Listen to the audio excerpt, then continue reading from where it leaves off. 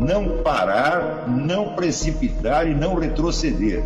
Então dizer para esse cara, sabe quando nós vamos parar? Nunca. Nunca na sua porca vida. Né?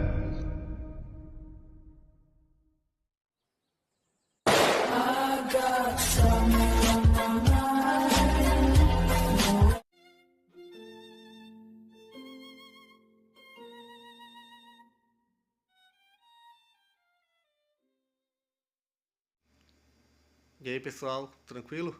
Então vem aqui antes do vídeo começar, pedir para vocês se inscreverem, quem não for inscrito, compartilhar, curtir, comentar. Quem puder seja membro do canal, que isso ajuda bastante. Tem também o link do Apoia-se. Quem puder ajudar nosso canal e apoiar financeiramente vai ser muito bem-vindo. Mas o mais importante é transmitir o conteúdo e os conhecimentos do professor Olavo de Carvalho para mais e mais brasileiros. Então compartilhe e ajude aí nossa causa. Muito obrigado a todos os membros, apoiadores do canal. Fico muito feliz. Tenho certeza que a gente está no caminho certo. Então fiquem com o vídeo e até mais. Valeu! Você verá que este tipo de escolha depende da pulsão que chama de K. A pulsão do ego. E a pulsão do ego, ela se divide em duas, uma que é a restrição do ego para fins de autocontrole e outra que é a expansão do ego para fins de de reconhecimento. Então, conforme o indivíduo se identifica, por exemplo, com grandes personagens da história, eu sou Napoleão Bonaparte, eu sou Júlio César, né?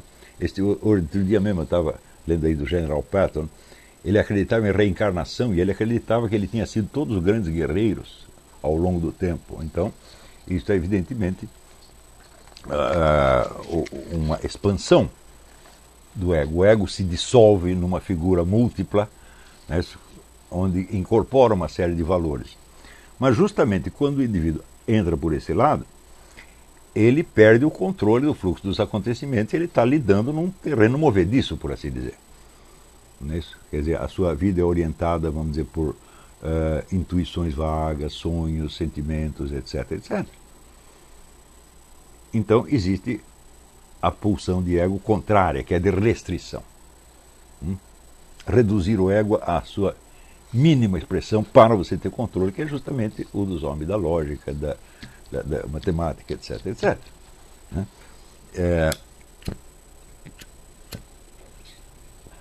Por sua vez, essas duas pulsões opostas, esses dois fatores opostos, eles podem ser afirmados ou negados. Ou seja, você gosta deles ou você não gosta. E o não gostar, às vezes, não significa que você está livre daquilo, mas justamente ao contrário, você vai estar simplesmente camuflando. Você é assim, mas não gosta de ser assim, então você esconde. Né? Então, a psique humana é um negócio enormemente complicado. Né? Então, no caso de todas essas pessoas da área, vamos dizer, lógico-técnica, evidentemente é o que se chama o fator K. Eles são fator K e fator P. K de catatonia e P de paranoia. Então, paranoia, existe dois tipos de paranoia. A paranoia megalômana, que é, por exemplo, a do General Patton. Eu fui Júlio César, eu fui Napoleão, eu fui Frederico II, eu fui não sei quem mais, e sou ainda, tá certo? Então o ego ele se inflou de tal maneira que ele é todo mundo ao mesmo tempo. Né? E existe o outro, a catatonia, onde o ego se restringe, se endurece para obter controle até o ponto em que ele fica totalmente paralisado e você entra em catatonia. Né? Então, é por isso mesmo que quando o fator K no teste de Zonde parecia de maneira muito pronunciada, o Zonde imediatamente diagnosticava: você tem jeito para matemática, para lógica, para física, etc, etc, etc. E se desse um P, então você tem jeito para você ser um político, um chefe, uma coisa assim, né?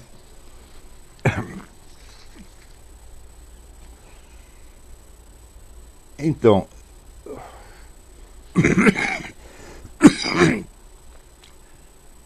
você vai ver que naquele apostila que eu escrevi sobre o abandono dos ideais, o Paul Dion ele fala sobre a banalização do modelo. Tá certo? E a banalização, evidentemente, ela é um elemento presente quando o fator K, fator de restrição, é muito, muito intenso. Tá certo? Então, justamente aí, esta primeira restrição e degradação que você faz no seu modelo e da qual você obtém como vantagem secundária uma espécie de sentimento de controle, ela implica, ao mesmo tempo, vamos dizer, uma confusão moral muito grande, né, e a culpa extremamente mal conscientizada, porque se você só conscientiza o que está sob o seu controle, você não conscientiza praticamente nada. Você se concentra naquele pontinho miúdo e ali você faz a sua vida. E é por isso que este tipo de pessoas, quando você conhece, você vê que são enormemente confusas. Né? Quer dizer, o indivíduo que quanto mais ele domina lógica, matemática, parece que mais confuso e problemático é, né, na sua vida pessoal. Até, um caso extremo, por exemplo, o jogador de xadrez. Você que os grandes campeões de xadrez são quase todos malucos. Né? Porque ali ele quer ter o controle absoluto numa certa combinatória. E isso é a vida dele. Só que essa combinatória tem como efeito o quê? Ganhar num jogo de xadrez. Não tem efeito nenhum, quer dizer, é uma não atuação no mundo, é uma fuga do mundo, de certo modo, para um reino onde você acredita ter domínio absoluto. Isso me lembra aquilo que eu já citei do livro do Wilhelm Worringer sobre o estilo, o estilo gótico, onde ele explica que nas comunidades humanas muito primitivas e muito desarmadas perante a natureza, predomina a arte abstrata. A arte abstrata você tem um maior domínio sobre as formas, que são formas geométricas, né? Mas ao mesmo tempo ela volta as costas ao mundo real, porque o mundo real é muito complexo.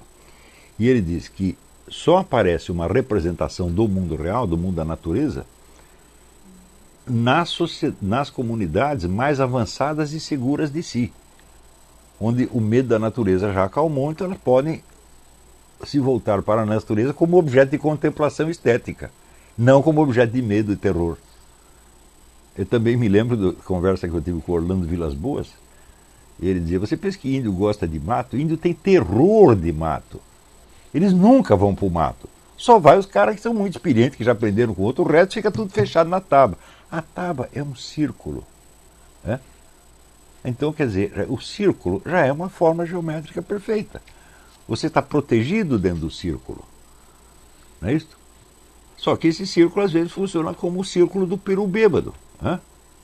Sem beber do peru, que traça um círculo em volta dele, ele não consegue sair do círculo. Então, esse círculo protetivo é ao mesmo tempo aquilo que te aprisiona e te limita.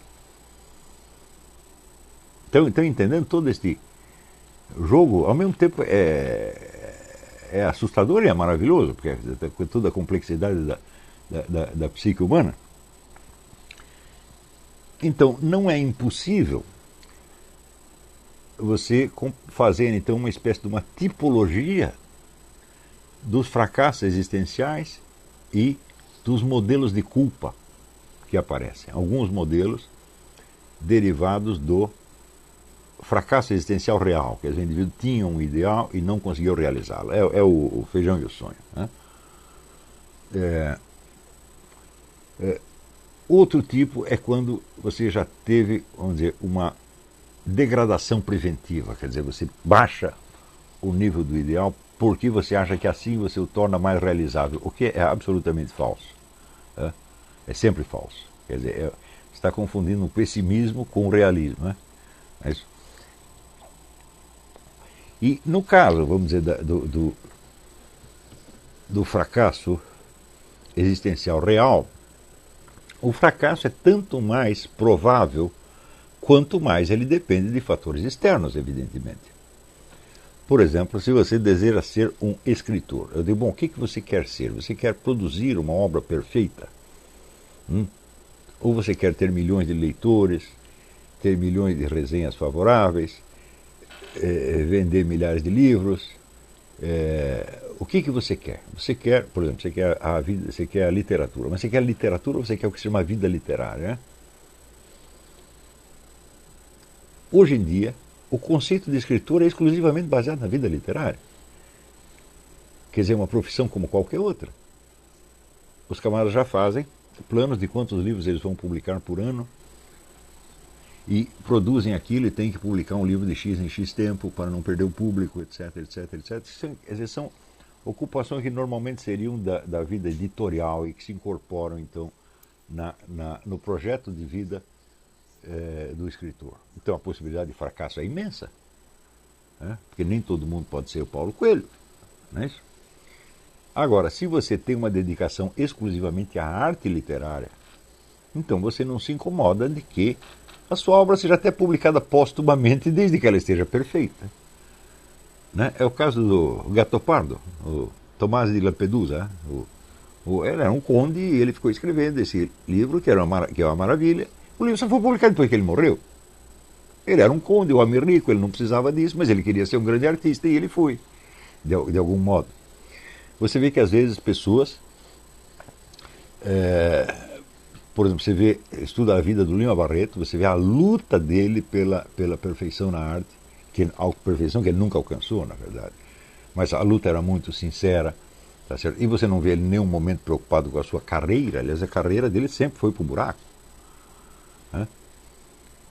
Então, evidentemente, é claro que ele sofria com isso.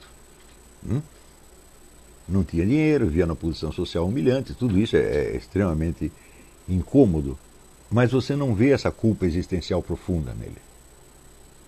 Ao contrário, você vê uma certa segurança de si. Porque aquilo que ele queria fazer estava exclusivamente ao alcance dele. Não totalmente, ele não era um santo, não era um asceta, tá certo? Mas era um artista. Eu ainda conheci alguns artistas da palavra. Eles não existem mais. Eles simplesmente não existem, né? Eu conheci o Herberto Salles. O Carpo dizia que o Herberto Salles era o sujeito com maior consciência artística na literatura brasileira. Porque ele corrigia e corrigia e corrigia e corrigia, corrigia os seus manuscritos, mudava, fazia tentativas, ele tentava estilos diferentes em cada livro. Quer dizer, a paixão dele era fazer aquela obra perfeita.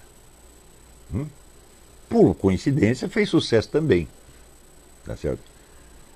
Mas eu nunca vi o Herberto preocupado com isso aí. Eu vi ele preocupado com aprender a escrever. Aos 70 anos ele estava aprendendo. Então, aí, é claro que a culpa existencial, se ela existe, ela é muito pequena. Porque o indivíduo ele está sendo quem ele quis ser. E quem ele quer ser não depende de ninguém, apenas dele. Então, ele tem mais liberdade do que as outras pessoas. E eu vejo que em todo o mundo literário, por exemplo, esta noção se perdeu completamente. Hoje em dia, todos são escritores profissionais, quer dizer, são partes do processo editorial. São funcionários do processo editorial, de algum modo. Ou, vamos dizer, do processo acadêmico. Então, isso quer dizer que as pessoas vão se tornando cada vez mais dependentes de um meio social sobre o qual elas não podem ter controle algum. Então, o sentimento de fracasso esse era permanente. Esse sentimento de fracasso, justamente pelo fato de ele ser permanente, é difícil percebê-lo como tal. Então ele começa a se camuflar com pequenas culpas. O Carroll dá um exemplo. Ele disse, por exemplo, a mulher que se culpa de ter esquecido o aniversário do marido, porque com isso ela não tem que conscientizar que ela jamais amou aquele cara. Quer dizer, você esquecer uma data de aniversário é um fato, e esse fato é fácil de você apreender. Mas, vamos dizer, uma atitude profunda que vem há muitos anos, ela não é facilmente perceptível porque você não tem os instrumentos imaginários para isso. Você precisaria ser capaz de conceber toda a sua vida como uma narrativa. E esse é precisamente o motivo pelo qual eu insisto que os meus alunos têm que ler muitas obras de literatura narrativa. Para elas aprenderem a enxergar a curva da vida inteira. Então, digo, bom, na hora que você vai confessar, por exemplo, se você é católico na igreja, você chega lá e fala, padre, o que é que eu fiz? Eu toquei uma punheta, ou, sei lá, quis a mulher do próximo, etc, etc. Eu digo, muito bem, mas de fato são pecados localizados. Mas e se tudo isto está colocado sob o fundo de uma revolta permanente e mal conscientizada contra Deus? Esses pecados perdem importância. Você está confessando os pecados menores para não confessar o maior. O que você tinha que fazer é ser padre, eu odeio Deus. Eu culpo Deus de tudo que me acontece. Então,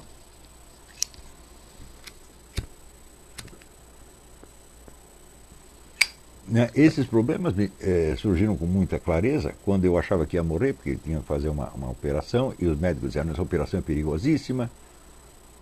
Então eu falei, bom, então eu vou bater as botas, certamente, e daí falei, então eu vou pegar um padre, fazer uma confissão de vida inteira para já limpar o terreno, né? E ele falou, bom, daí eu comecei a pensar o que eu ia confessar. E eu vi que existem esses pecados permanentes, por assim dizer. Mas eu estou acostumado a ver a minha vida como uma curva inteira. Não só a minha, como eu conheço a vida de milhares de pessoas. E muitas vezes sou capaz de ver o trajeto existencial do cara mais claro do que ele mesmo. Eu estou fazendo isso faz anos. Então, eu percebi que havia pecados permanentes muito mais graves do que aqueles fatos atomísticos que normalmente as pessoas confessam. É claro que Deus sabe qual é o seu pecado mesmo, tá certo? E ao absolver esses pecados pequenos, ele já está absolvendo o grande também. Mas seria melhor que você tivesse uma conversa mais franca. Não é isso? E a consciência exacerbada de culpa por pecados atomísticos é um dos grandes disfarces da culpa permanente. E quando eu falo culpa permanente, não estou falando uma coisa tão profunda quanto o pecado original, mas simplesmente esta abdicação, ou esta restrição, ou esta degradação do modelo existencial. Deu para entender? Então eu vou fazer um intervalo, daqui a pouco nós voltamos.